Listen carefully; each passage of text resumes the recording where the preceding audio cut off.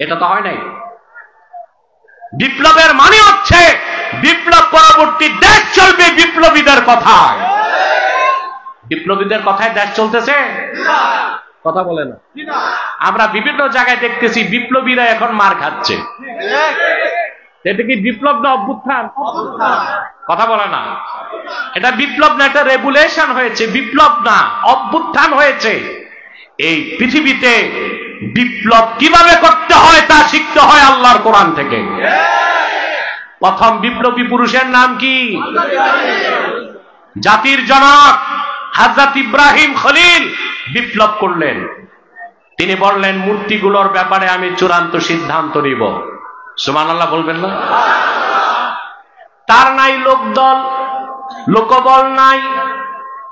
হযরত ইব্রাহিমের কোন political force ছিল না, তার কোন অ্যাডমিনিস্ট্রেশন ছিল না। কি করলেন তিনি?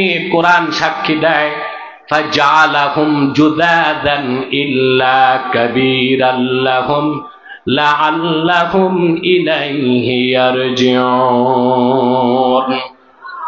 তিনি একটা কুঠার হাতে নিলেন, তারপর এটি স্টক করবে।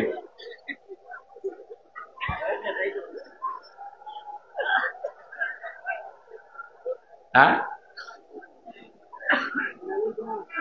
ঘুমাইলে দাঁড়ায় থাকো। সম্মানিত শুধু কথা বুঝতেছেন?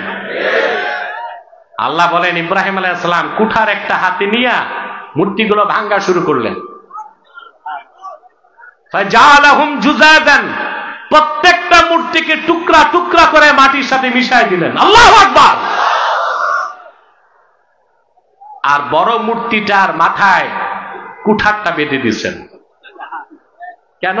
লাআল্লাহুম ইলাইহি ইয়ারজিউন, মূর্তি পূজারীরা যেন তার কাছে যায়। ভাঙছে কে? সে তো বলতে পারবে না।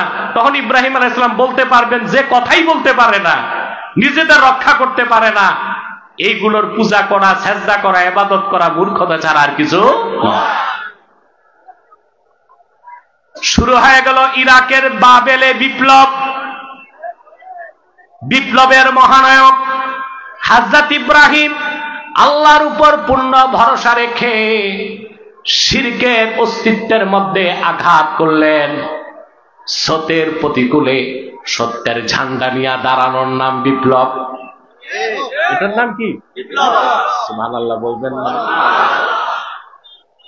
সারাটি বেবিলনে বাবেলে সর পড়ে গেল। আমাদের চরম আরাধ্য এই